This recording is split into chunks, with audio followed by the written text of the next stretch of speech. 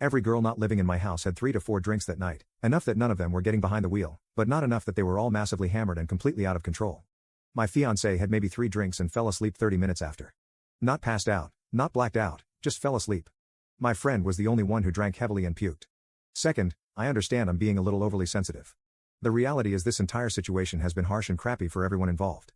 In particular, I know I've been very defensive of my friend given her current situation with her family, and it is entirely possible some of this anger towards the bridesmaid was redirected from things my friend's sisters have said and done to her in recent history.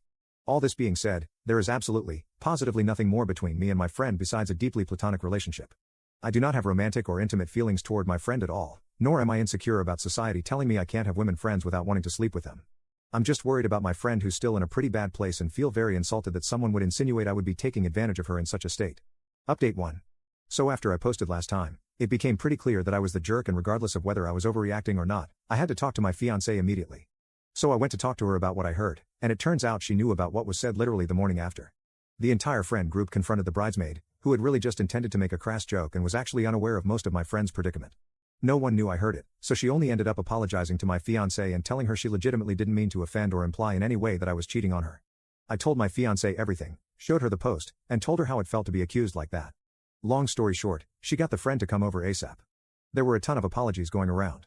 I admit I overreacted to a comment and took it to mean the absolute worst possible way. It didn't make the comment any less horrible, and she did apologize profusely for how it came across. By the end of it, we were all good. I thought that would be it, but the bridesmaid and the rest of the group actually took significant steps forward.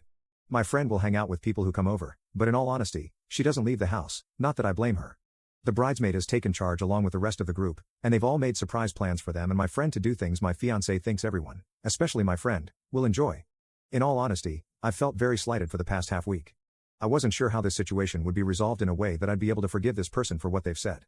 But taking her own time and money to make someone I care about who's suffering feel better is so much better than anything I could have imagined. Also, she brought cookies, and being angry and holding on to anger makes you really hungry, so yeah, we're incredibly square. Thank you to those who legitimately criticized me.